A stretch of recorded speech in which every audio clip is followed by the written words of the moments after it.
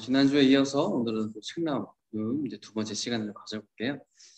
또 이제 기독교 변증, 지난 시간에 우리가 성경에 대한 부분들을 좀 살펴봤는데, 오늘은 또 성경에 대해서 또 다른 챕터들을 한번 살펴보도록 할 거예요. 그래서 오늘은 우리가 이제 세 가지 챕터를 한번 살펴보면 좋을 것 같아요. 첫 번째는 무엇이 성경을 그렇게 특별하게 여기도록 만들고 있는가. 두 번째는 모순으로 가득 찬 성경을 어떻게 믿을 수 있는가. 세 번째는 이제 고고학적 증거는 성경을 뒷받침해 주는가. 고고학적 발견들은 성경 속의 사건들과 어떻게 연관되어 있는가.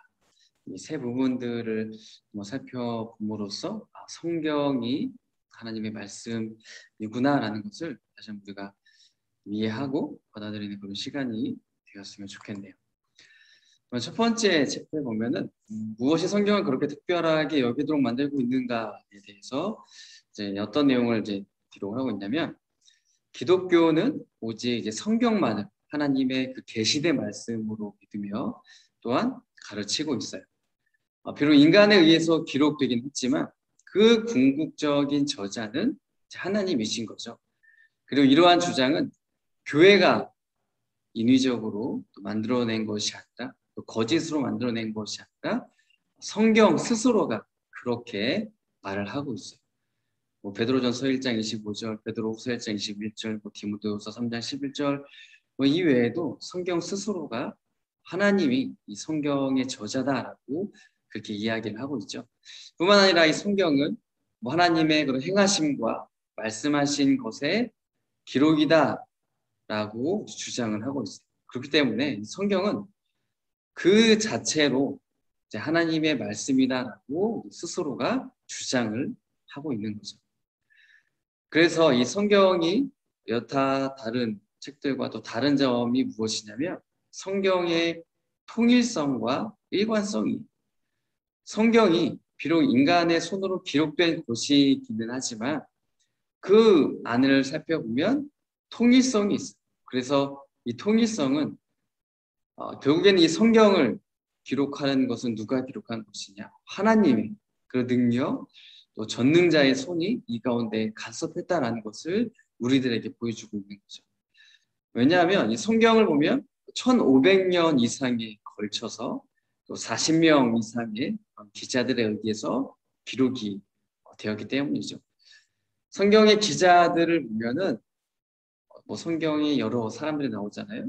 그 중에서 여호수아 같은 사람은 그 당시 장군으로 볼 수가 있고, 또 다니엘 같은 사람은 또 수상으로 볼 수가 있죠. 또 베드로는 어부라는 직업을 갖고 있었고, 또 느헤미야라는 사람은 술을 시중드는 그런 신하의 직업을 갖고 있었던 사람입니다. 그러니까 이러한 사람들을 보면은 각기 다양한 배경을 가지고 있고 각기 다양한 직업을 갖고 있었던 사람들이죠.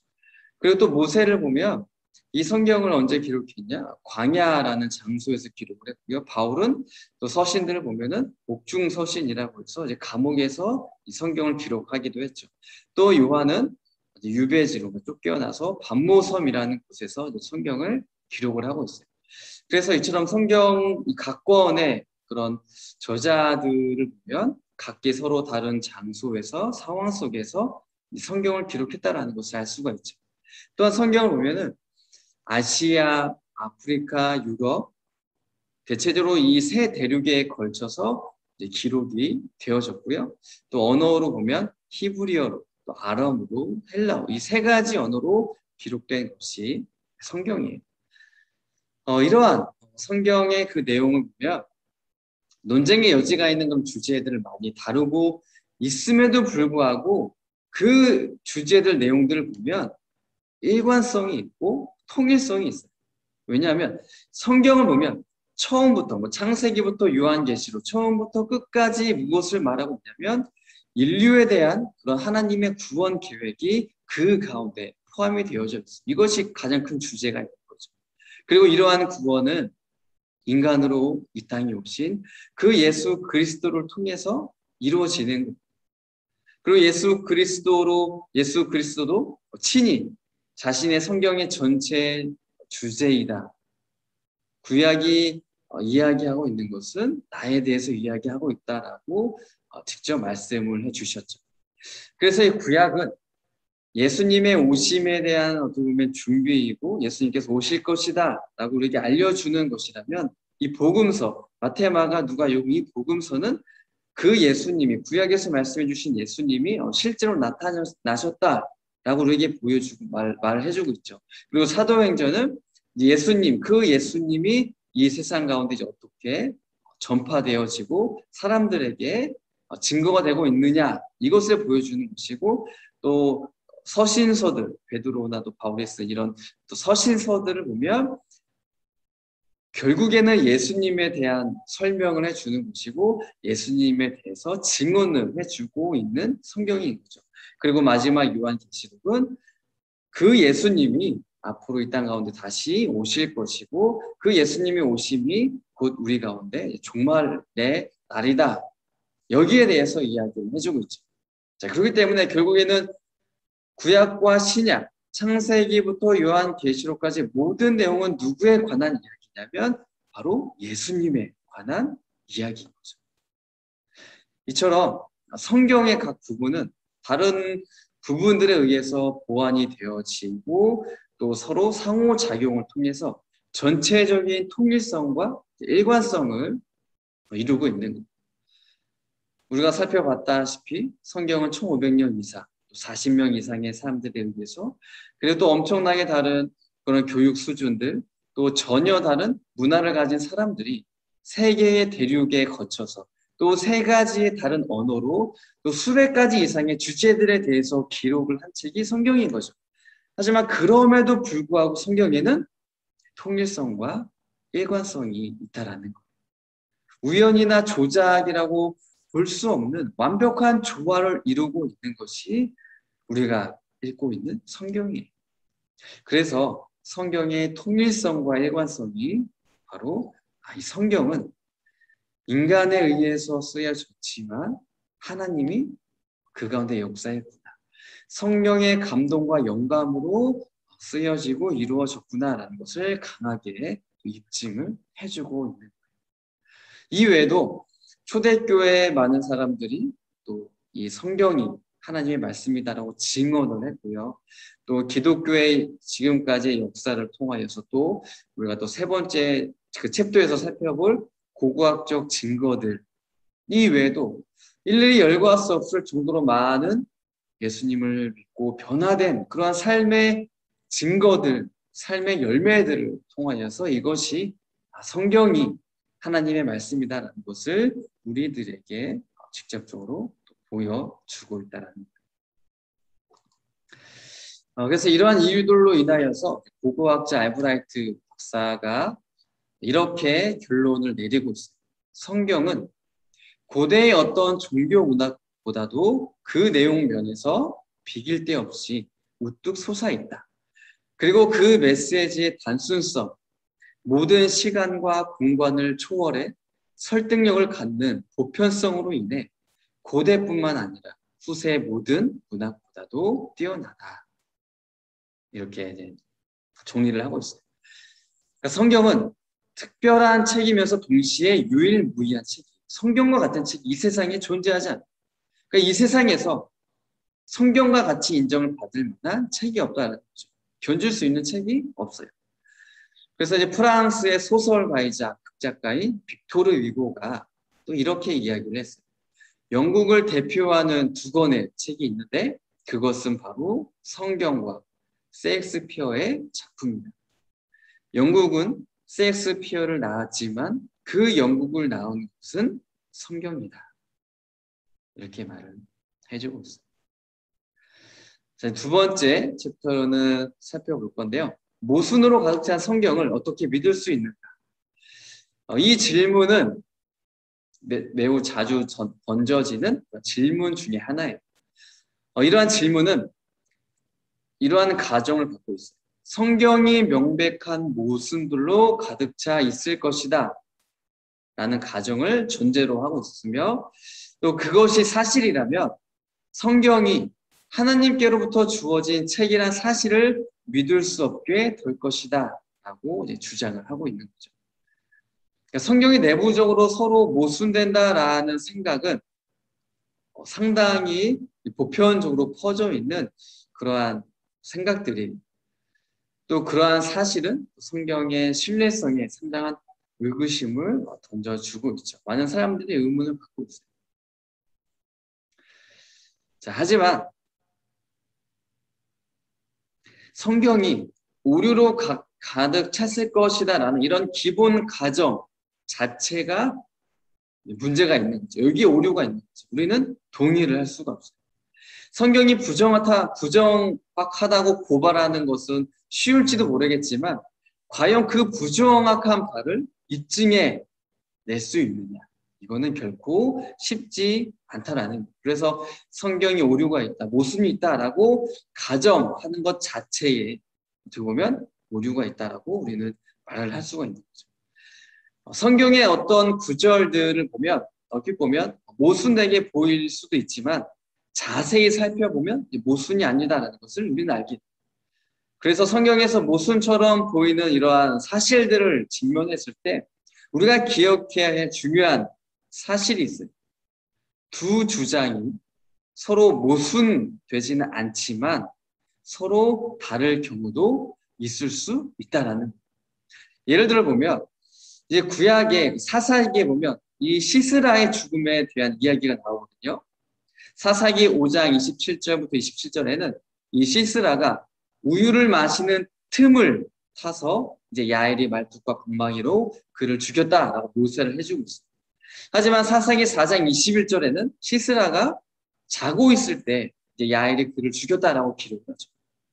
어떻게 보면 서로 모순이 된 것처럼 보일 수 있죠. 우유를 먹는 틈을 타서 죽었느냐, 아니면 잠을 자고 있을 때 죽었느냐. 서로 모순된 것처럼 보일 수 있지만 사사기 5장 25절부터 27절을 좀 더 자세히 읽어보면 시스라가 우유를 마시는 그 순간에 죽었다라고 이야기를 해주고 있는 것이 아니죠. 우유를 마시는 그런 틈을 타서. 그러니까 우유를 마시는 그 틈이 언제냐? 우유를 마시고 이제 잠이 들었을 때, 그때 죽임을 당했다라고 우리는 두 사건을 종합을 해서 볼 수가 있는 거죠. 그러니까 얼핏 보면 왜 여기서는 우유를 마실 때 죽었고 여기서는 잠을 잘 때 죽었다라고 왜 서로 다른 이야기를 하고 있지? 라고 볼 수 있지만 엄밀히 따지면 우유를 마실 때 죽은 게 아니에요. 우유를 마시는 틈, 우유를 마시는 그 틈, 우유를 마시고 잠시 잠을 자고 있는 그 틈에 시스라가 죽었다라고 우리는 볼 수가 있는 거죠. 또 어떤 경우가 있냐면 때로는 부정확한 번역 때문에 두 개의 구절이 서로 모순되는 것처럼 보이는 경우도 있어요. 예를 들어 보면 이 사도행전에 기록된 그 바울이 회심, 그러니까 다 바울이 변화가 되어서 이제 예수님을 믿은 것에 대한 설명을 볼 수가 있는데요.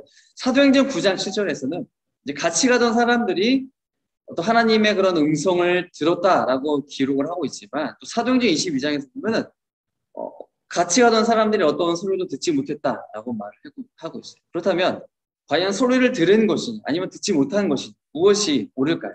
이것은 이 듣다로 번역된 헬라어 단어를 보면 우리가 이해를 할 수 있어요. 이 소리를 들었다라는 표현에 사용되는 단어를 보면 말 그대로 이제 소리를 들었다라는 의미를 담고 있는 단어예요. 반면에 소리를 듣지 못했다라는 이 단어를 보면 소리를 들었지만 구체적인 내용을 이제 알아듣지 못했다. 이 의미를 담고 있는 이제 단어가 이제 이 소리를 듣지 못했다라는 단어가 되는 거죠. 그래서 우리가 이것을 종합해보면 이렇게 볼 수가 있어요. 소리가 분명히 들리긴 들렸어요. 소리를 들은 게 맞아요. 하지만 그 내용이 구체적으로는 무엇인지는 알 수가 없었다. 이것이 이제 소리를 듣지 못했다라고 이렇게 표현을 했던 거죠.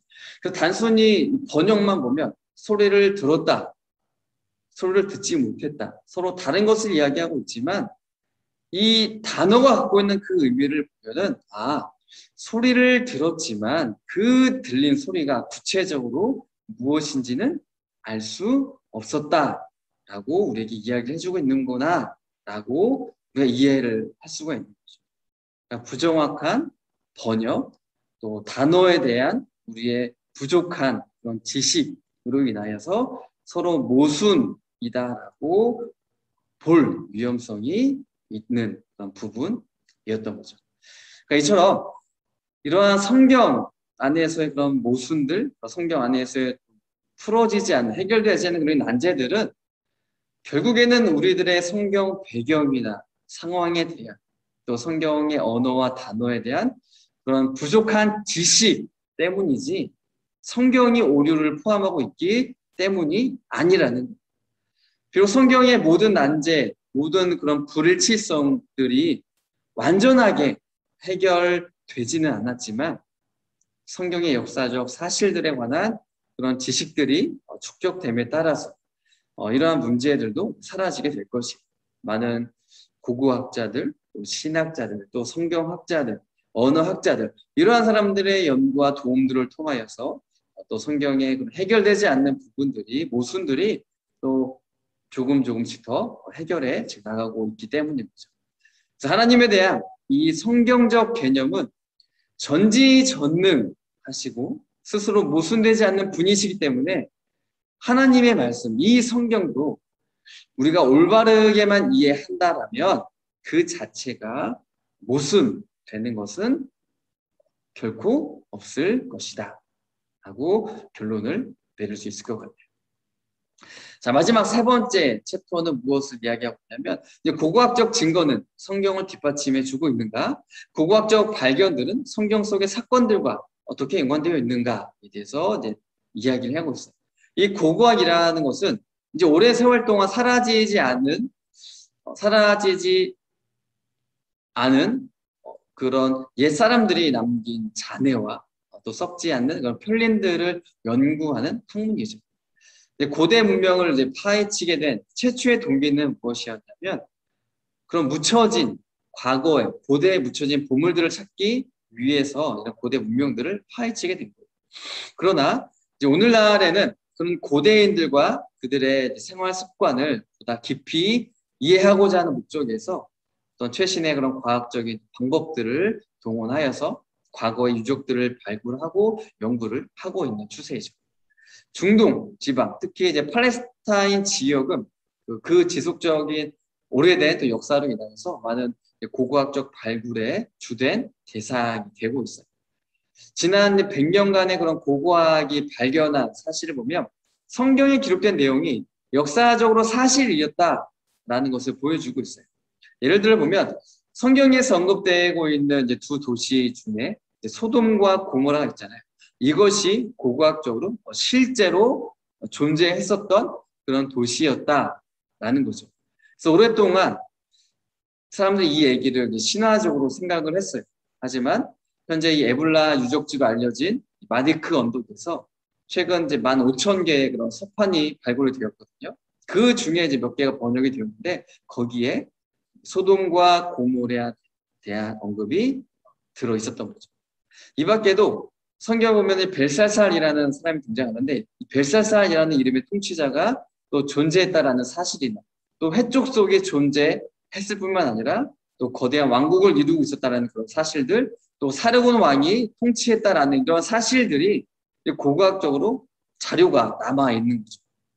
더욱이 또 사도행전에 언급되어져 있는 그런 사건들이 역사적으로 정확한 그런 기록이다라는 것을 그런 고고학적인 자료들이 분명하게 입증을 해주고 있어요. 그래서 지금까지 이러한 고고학의 발전들은 이제 성경의 역사적 기록들을 증명해 왔고 또 성경의 역사 사실이 아니다라고 보여주는 경우는 단 한 번도 없었다는 사실입니다. 이 고고학은 역사를 증명해주고 성경의 여러 부분들에 조명을 비춰줄 수는 있지만 분명한 한계점이 존재하죠. 성경이 하나님의 말씀이다라고 입증을 해주진 못해요. 이것은 이제 고고학의 영역을 초월한 문제이기 때문이죠. 하지만 고고학은 비록 이러한 제한된 자료라는 한계성을 갖고 있기는 하지만 그래도 많은 성경 구절들이 역사적으로 정확한 기록이다라는 사실을 입증하는 데는 많은 도움을 주고 있다는 겁니다. 성경이 역사적 상황을 정확하게 설명해 주고 있다는 사실은 우리가 아무리 강조해도 지나치지 않아요. 기독교는 하나님께서 역사 속에 개입하셔서 강력한 역사를 이루셨다라는 사실을 믿는 그런 역사적인 또 신앙이기도 하기 때문이죠. 그래서 비록 성경에 기록된 이 기적들은 본질상 과학적으로 실험되어지거나 반복되어질 수는 없지만 인적 사항이나 장소, 사건들은 역사적 측면에서 검토되어질 수 있다는 거죠. 그리고 만약 이런 성경의 기자들이 역사적 상황들을 부정확하게 기록했다라고 하면 그 상황들은 입증될 수가 없잖아요. 그리고 그러한 기록들의 신뢰성에 심각한 문제가 제기가 될 수 있는 거죠. 그래서 성경의 저자들이 기록된 그런 역사적인 배경들, 또 역사적인 사건들이 이러한 고고학적으로 증명이 되었다라는 것은 성경은 역사성을 띠고 있구나. 그리고 그 역사 가운데 기록된 그 말씀이 거짓으로 꾸며내고 이런 것이 아니라 그 시대 속에서, 그 상황 속에서 하나님이 그 사람을 통하여서 주신 말씀이다라는 것을 우리가 받아들일 수 있게 되는 거죠. 그래서 성경의 기자들이 그 당시에 일어난 일들을 정확하게 기록한 것이라면 그 기록들이 결코 거짓이 아니다. 이건 범상치 않은 것이다. 이것은 하나님의 말씀이다 라고 우리가 해석을 할 수가 있다는 거예요. 그래서 우리가 이제 성경에 대해서 잘 몰랐던 부분들을 이번 짧은 시간이지만 이번 시간을 통해서 좀 알아가는 시간이 되었으면 좋겠고요. 혹시라도 성경에 대해서 우리가 또 궁금한 점이 있을 수 있죠. 또 의문이나 의심하는 부분들이 있을 수 있을 텐데 그러한 것들이 있다면 또 톡으로도 좀 이렇게 주면은 같이 또 자료를 찾아보고 같이 고민을 해서 덮어놓고 믿는 그런 신앙. 예전에 우리가 덮어놓고 믿었잖아요. 그냥 믿어라고 했지만 이제는 그런 신앙은 문제가 있어요. 오류가 있어요. 올바른 신앙이 아니에요. 덮어놓고 믿는 신앙이 아니라 맹목적으로 믿는 신앙이 아니라 이제는 궁금하고 의문이 들고 의심이 있다면 그것을 좀 해결하고 해소해 나가서 그래서 분명히 그리고 제대로 알고 믿는 그런 건강하고 바른 성경적인 그런 신앙을 우리 중고등부와 청년부가 되었으면 좋겠어요. 우리가 다음 시간에는 이제 하나님에 대해서 이 기독교 변증의 책에는 어떠한 이야기들을 하고 있는지를 같이 나눠보면 좋을 것 같아요. 다음 시간에 영상으로 만났으면 좋겠네요.